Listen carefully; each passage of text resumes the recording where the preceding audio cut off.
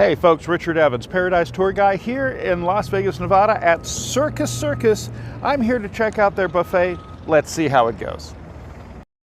Now in 1968, when Circus Circus opened, it was not a hotel. It simply was a gaming area with an attached circus area.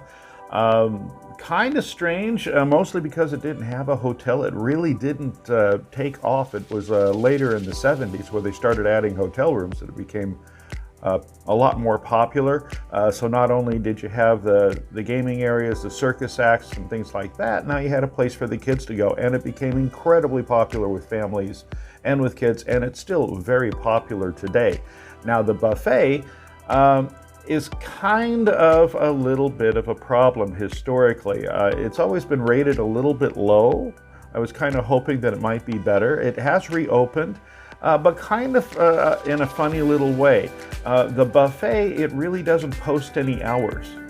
It doesn't really post what the costs are. You never know if it's going to be open or if it's not going to be open.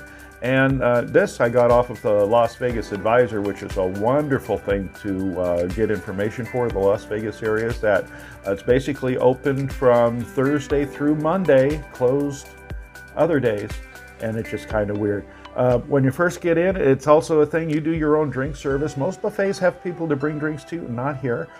They do have an omelet and egg cook to your order, which is really good. I came here during the brunch that was here.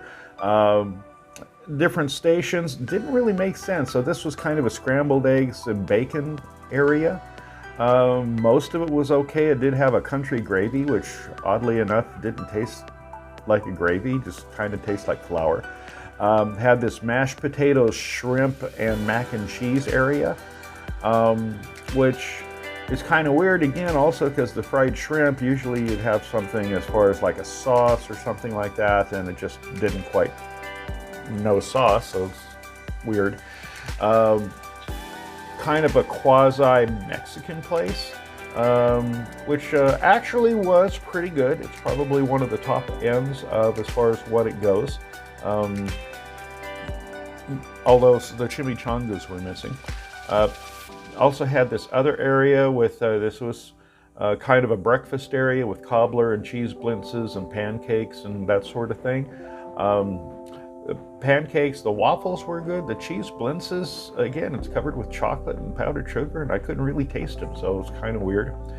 Then you had this other area which included hash browns, hard-boiled eggs, spicy noodles, and spring rolls. So just, again, they have stations, and they're not really organized or created. I will say one thing is that they have probably the best coffee service. I know you're going to laugh, but hey, I'm an old Army guy, so coffee service is important to me.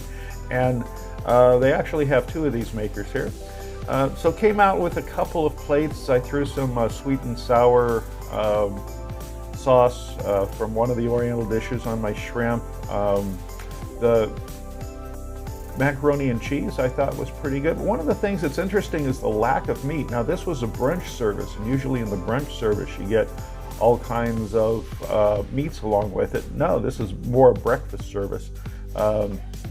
And so really the best thing, yeah, it was the coffee, which is really weird when you have a brunch.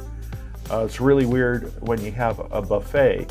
And that's really the thing. Quality-wise, nothing was really horrible, but the offerings were a little puzzling at times, kind of like they were incomplete. They didn't have things that complemented themselves. It was just kind of weird. And to tell you the truth, there's a lot of good places. There's a pizzeria that's in the place in Circus Circus. It's pretty good. They've got a food court with a fair combination of different things to have, whether it be breakfast, lunch, or dinner. Of course, one of the things that I feel is incredibly sad is the steakhouse, which is probably the most overlooked high-quality steakhouse in Las Vegas. I know, why am I talking about it when I'm talking about a buffet? Because actually the steakhouse is a fantastic place, and it's the one thing you would want to go to just to have a meal at Circus Circus. Because honestly, everything that they had at Circus Circus Nothing was really incredibly bad. It's just the quality wasn't really great. Just about everything could have used a little bit more spice, a little bit more salt, a little bit something to bring out the flavor. Basically, the only meat they had was eggs and chicken, and nothing else for that. The vegetables were, again, could have used a little flavoring, a little spice. And so really, the best thing that I could say about the whole buffet was the coffee. And at $26 to $29, I think you could probably do better. In short, of the 14 different buffets that are currently operating in Las Vegas, Circus Circus Buffet is generally rated the worst, and there's a reason for that. So I cannot recommend going there next time you're in Vegas. Richard Evans, Paradise Tour Guide.